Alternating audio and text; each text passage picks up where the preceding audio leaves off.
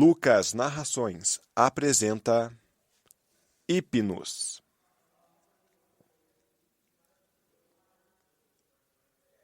Que os deuses misericordiosos, se é que existem, velem aquelas horas em que nem o poder da vontade, nem qualquer droga, preparada pela astúcia do homem, me resguardam do abismo do sono.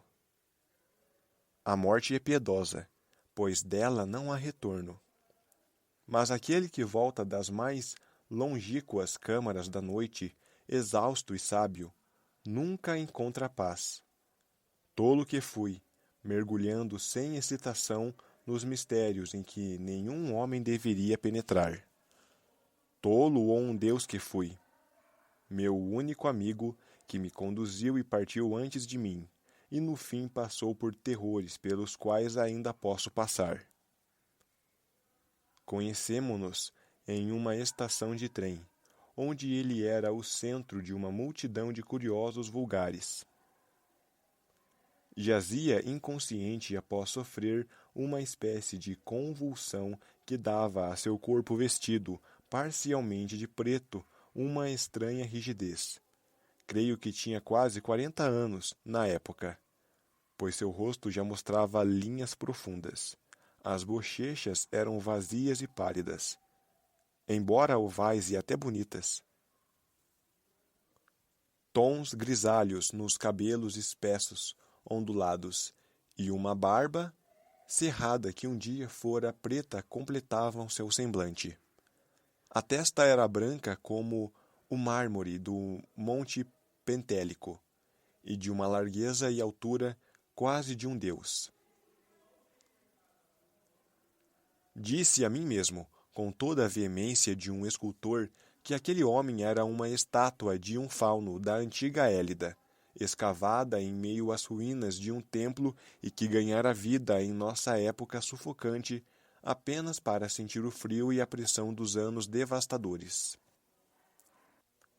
E quando abriu aqueles olhos pretos imensos, fundos e fortemente luminosos, compreendi que seria, a partir daquele instante, meu único amigo, o único amigo de alguém que nunca tivera amigos antes, pois percebi que aqueles olhos deviam ter contemplado a grandiosidade e o terror de reinos além da consciência e da realidade normais, domínios que acalentara em minha infância, mas nunca encontrara. Afastei a multidão. Disse-lhe que deveria ir para casa comigo e ser meu professor e líder em mistérios inescrutáveis, ao que ele concordou sem dizer uma única palavra. Descobri depois que sua voz era a música de esferas profundas e cristalinas.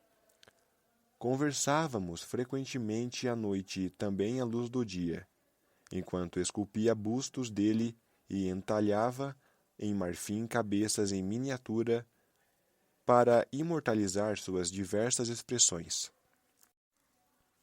É impossível falar de nossos estudos, pois tinham muito pouca relevância com qualquer coisa do mundo concebido pelos homens. Pertenciam, de outro lado, àquele universo mais vasto e assustador de entidade e consciência obscuras que é mais profundo que a matéria, o tempo e o espaço, e de cuja existência suspeitamos em determinadas formas de sono. Aqueles raros sonhos, além dos sonhos, que nunca vêm aos homens comuns, mas apenas uma ou duas vezes na vida dos indivíduos imaginativos. O cosmos de nosso conhecimento desperto, nascido de tal universo como uma bolha nasce e do cachimbo de água do palhaço no circo, toca-o de leve como essa mesma bolha de sabão pode roçar a fonte sardônica quando soprada de volta ao bel prazer do palhaço. Os homens cultos mal pressentem esse universo mais sutil, ou preferem ignorá-lo.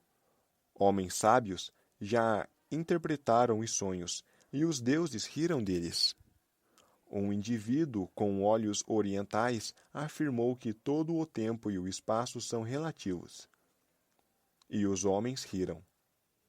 Mas mesmo aquele homem com olhos orientais nada mais fez além de suspeitar. Quanto a mim, havia tentado mais do que isso, e meu amigo tentara e até certo ponto obtivera sucesso. Depois tentamos ir juntos além da suspeita, e com drogas exóticas, cortejamos sonhos terríveis e proibidos na saleta da torre da velha mansão na antiquíssima Kent. Entre as agonias do período posterior, o pior dos tormentos era a incapacidade de articular. O que aprendi e vi naquelas horas de exploração ímpia nunca pôde ser contado. Por falta de símbolos ou sugestões em qualquer idioma. Digo isso porque, do começo ao fim, nossas descobertas só compartilhavam da natureza das sensações.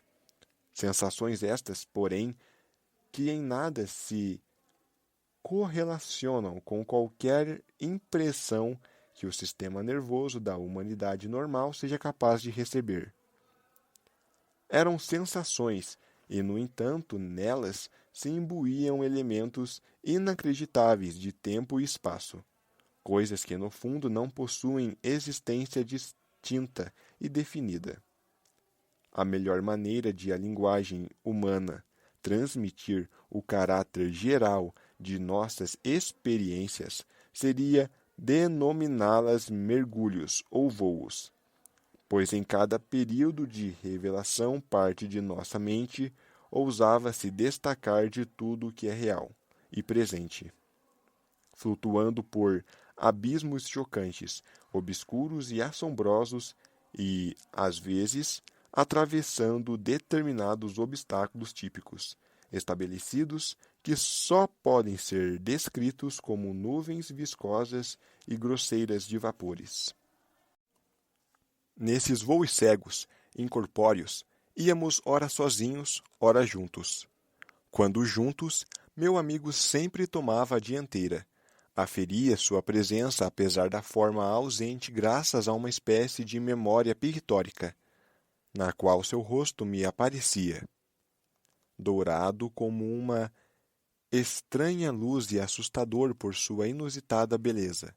Suas bochechas, jovens anômalas, os olhos incandescentes, a testa olímpica e os cabelos escuros e a barba grande. Quanto à passagem do tempo, não registrávamos, pois o tempo se tornara para nós mera ilusão. Sei apenas que algo singular devia ter ocorrido, pois, no fim, espantávamo-nos por não envelhecermos. Nossa fala era profana e sempre horrivelmente ambiciosa. Nenhum deus ou demônio poderia aspirar às descobertas e conquistas como as que planejávamos em sussurros. Tremo quando falo delas e não me atrevo a ser explícito. Embora possa dizer que certa vez meu amigo escreveu em uma folha de papel um desejo que não ousava pronunciar, o que me fez queimar o papel e olhar pela janela. Trepidante, o céu estrelado, apenas insinuo que seu desígnio envolvia governar o universo visível e mais, um desígnio segundo o qual a terra e as estrelas se moveriam sob seu comando, e os destinos de todos os seres vivos seriam determinados por ele. Afirmo, juro até, que não compartilhava dessas aspirações extremas. Se meu amigo disse ou escreveu o contrário, a mensagem é errônea, pois não sou forte a ponto de arriscar as esferas inomináveis que consistem no único meio pelo qual um homem pode obter sucesso. Houve uma noite em que ventos de espaços desconhecidos nos arremessaram irresistivelmente ao vácuo ilimitado além de qualquer pensamento e entidade. As percepções mais enlouquecedoras e intransmissíveis nos cercaram. Percepções da infinidade que, naquele momento, nos contorciam de prazer, mas que hoje se perderam parcialmente na memória, e, ademais, não poderiam ser contadas a pessoa alguma. Obstáculos viscosos foram atravessados à força em uma rápida sucessão, e no fim senti que fomos levados a reinos mais remotos do que quaisquer outros até então conhecidos. Meu amigo tomava uma vantajosa dianteira quando mergulhamos naquele fantástico oceano de um éter virgem, e pude ver a exultação sinistra em seu rosto memória flutuante, luminoso, demasiadamente jovem. De súbito, aquele rosto esvaeceu e logo sumiu, e por um breve período vi-me projetado contra um obstáculo que não pude penetrar. Era como os outros, apesar de incalculavelmente mais denso, uma massa pegajosa e grudenta, como se tais termos pudessem se aplicar a qualidades análogas em uma esfera não material. Senti que era impedido por uma barreira que meu amigo e líder conseguira transpor. Debatendo-me novamente, cheguei ao fim do sonho induzido pela droga e abri os olhos físicos, vislumbrando a saleta na torre, em cujo canto oposto se reclinava a forma pálida e ainda inconsciente de meu colega de sonhos, estranhamente exausto e loucamente belo, enquanto a luz projetava uma luz verde-ouro sobre seus traços de mármore. Após um curto intervalo, a forma se mexeu, e que o céu misericordioso poupe meus olhos e ouvidos de outra cena como aquela que vi naquele instante. Não sou capaz de descrever como ele gritou, ou que cenários de infernos proibidos ainda reluziam, por um segundo, naqueles olhos pretos enlouquecidos de pavor. Só posso dizer que desfaleci e só voltei a me mexer quando ele mesmo se recuperou e me sacudiu para ter alguém que o ajudasse a afastar o horror e a desolação do pântano em que havia caído. Aquele foi o fim de nossas explorações voluntárias nas cavernas do sonho.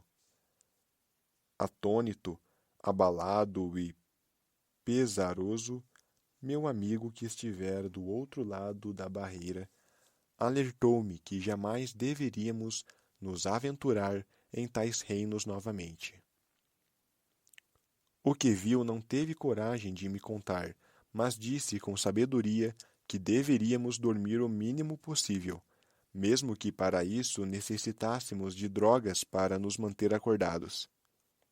Compreendi que tinha razão assim que o medo indescritível começou a me dominar sempre que a consciência entrava em recesso. Após cada período curto e inevitável de sono, sentia-me mais velho, enquanto para meu amigo a idade avançava com uma rapidez quase alarmante. É horrível quando se formam rugas e o cabelo embranquece a olhos vistos. Nosso modo de viver fora totalmente alterado. Recluso até então, pois nem seu verdadeiro nome e origem jamais lhe passavam pelos lábios. Meu amigo desenvolveu um medo histérico da solidão. Não ficava sozinho à noite. Tampouco a companhia de algumas pessoas o acalmava. Só encontrava alívio na esbórnia e na extravagância, tanto que poucas reuniões de jovens boêmios nos eram desconhecidas. Nossa aparência e idade nos expunham ao ridículo na maioria dos casos, o que me irritava profundamente, embora meu amigo considerasse aquilo um mal menor que a solidão. Seu maior medo era sair de casa sozinho sob o céu estrelado, e se fosse obrigado a essa condição, olhava furtivamente para o céu diversas vezes, como que assombrado por algo monstruoso lá. Não era sempre o mesmo ponto no céu que o incomodava, pois fixava os olhos em locais diferentes conforme o período do ano. Nas noites de primavera, um ponto baixo na região nordeste do céu, no verão, algum lugar quase acima de nossas cabeças, no outono, o medo vinha do noroeste, no inverno era o leste, mas geralmente nas primeiras horas da manhã. As noites do meio do inverno pareciam menos assustadoras. 2 anos se passaram até eu associar esse temor com uma coisa específica, pois comecei a entender que ele focava um ponto na abóboda celeste, cuja posição em períodos diferentes correspondia à direção da vista, um local mais ou menos definido pela constelação da coroa boreal. Tínhamos agora um estúdio em Londres, jamais nos separando, mas nunca falávamos dos dias em que tentáramos sondar os mistérios do mundo irreal. Estávamos envelhecidos e fracos por causa das drogas, da intemperança e tensão nervosa, e os cabelos ralos e a barba de meu amigo tinham embranquecido como a neve. Nossa liberdade do sono longo era espantosa, pois raramente sucumbíamos por mais de 1 ou 2 horas por vez àquela sombra que se tornara tão apavorante e ameaçadora. Janeiro chegou com nevoeiros e chuva. Tínhamos pouco dinheiro e era difícil comprar drogas. Todas as minhas estátuas e cabeças de marfim haviam sido vendidas e eu não podia comprar mais material nem tinha energia para criar mais, caso tivesse os materiais. Sofríamos terrivelmente, e certa noite meu amigo caiu em um sono de respiração profunda, do qual não conseguia despertá-lo. Ainda me lembro da cena. O estúdio no sótão escuro, desolado, o bater das horas do nosso relógio de parede, solitário, o tic-tac de nossos relógios portáteis sobre a cômoda, o ranger de alguma veneziana solta em uma parte remota da casa, certos ruídos distantes da cidade abafados no espaço e no nevoeiro, e, por pior de tudo, o respirar sinistro, fundo, constante, de meu amigo no sofá. Um respirar ritmo que parecia medir momentos de minha agonia e extremo medo de que seu espírito vagasse por esferas proibidas, inimagináveis e assustadoramente remotas. A tensão de minha vigília oprimia-me e logo uma sequência insana de impressões e associações triviais começou a percorrer minha mente quase desajustada. Ouvia um relógio anunciar as horas, em algum lugar, mas o nosso não era desse tipo, e minha imaginação, mórbida, encontrou aí um novo ponto de partida para o delírio. Relógios, tempo, espaço, infinito. De repente, porém, a imaginação reverteu para o momentâneo e refleti que, embora não a víssemos por causa do telhado, do nevoeiro e da chuva, a coroa boreal se levantava no céu a nordeste. Coroa boreal, que meu amigo parecia temer e cujo semicírculo cintilante de estrelas provavelmente brilhava naquele exato momento através dos imensuráveis abismos do éter. De súbito, meus ouvidos febrilmente sensíveis detectaram um componente novo e distinto na delicada mistura de sons amplificados pela droga. Um zunido baixo, insistente e perturbador de algum ponto distante, repetitivo, apelador, zombeteiro, chamando-nos desde a região nordeste do firmamento. Mas não foi aquele zunido distante que me privou das faculdades e estampou em minha alma o selo do medo que nunca será removido.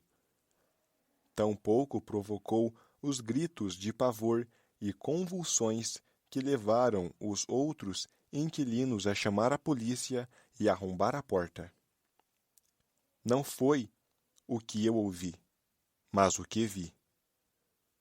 Pois naquela sala escura, trancada e com as janelas e cortinas fechadas, apareceu no canto obscuro, voltado para o nordeste, uma coluna de luz vermelho-dourada horrível, cujo brilho, porém, não dispersava a escuridão, mas se projetava unicamente sobre a cabeça reclinada do adormecido em dor. causando uma duplicação do estranho, luminoso e juvenil rosto memória, como o conhecia nos sonhos de um espaço abismal e um tempo irrefreável, quando meu amigo rompera a barreira até aquelas cavernas secretas, profundas, proibidas do pesadelo. Enquanto observava a cena, vi sua cabeça se erguer, os olhos pretos, líquidos e fundos se abrirem aterrorizados, e os lábios finos, sombreados, se moverem em um grito temível demais para ser ouvido. Naquele rosto assustador e flexível, brilhando sem corpo, luminoso e rejuvenescido, expressava-se um medo mais forte, vexaminoso e enlouquecedor, que o céu e a terra jamais seriam capazes de me revelar. Nenhuma palavra era dita em meio ao som distante que, contudo, se aproximava cada vez mais. Mas conforme tentei seguir o olhar insano do rosto memória por aquela maldita coluna de luz até sua fonte, a fonte também do zunido, vislumbrei por um instante o que ele via e sucumbi, com o reverberar do som nos ouvidos, à crise epilética de gritos de horror que atraíram os moradores e a polícia. Jamais poderei explicar, por mais que tente, o que vi. Tampouco aquele rosto inerte o faria, pois, embora talvez tenha observado mais que eu, nunca voltará a falar. Mas deverei, para sempre, me prevenir contra o zombeteiro e insaciável Hipnos, senhor do sono, contra o céu noturno e contra as ambições insanas do conhecimento e da filosofia. O que aconteceu não se sabe, pois não só minha mente se abalou ante o fenômeno estranho e medonho, mas ainda caiu em tamanho esquecimento das coisas que só pode indicar loucura. Dizem, não sei por qual motivo, que nunca tive um amigo, mas que a arte, a filosofia e a insanidade preenchiam minha vida trágica. Os moradores e a polícia me consolaram naquela noite, e o médico administrou algo para me acalmar. Ninguém percebeu o evento ocorrido, típico de um pesadelo. Meu amigo atormentado não lhes despertou pena, mas o que encontraram no sofá do estúdio rendeu-me elogios que me enojaram e uma fama que hoje desprezo. Quando passo horas a frio sentado, calvo, barba grisalha, encolhido, parcialmente paralisado, enlouquecido pelas drogas e alquebrado, venerando e rezando para o objeto que aquelas pessoas encontraram. Pois negam que vendi meu último trabalho de escultura e apontam, extasiados, para o objeto que a coluna de luz fria deixou petrificado e mudo. É tudo que restou de meu amigo, o amigo que me conduziu à loucura e à ruína. Uma cabeça de Deus, jovem, com uma juventude fora do tempo e com um rosto belo e barbeado. Lábios curvos e sorridentes, testa olímpica e cabelos densos e cacheados, ondulantes como uma coroa. Dizem que o estonteante rosto memória teve a mim como modelo, como era aos 25 anos de idade. Mas na base de mármore está inscrito um único nome em letras de Ática: Hipnos.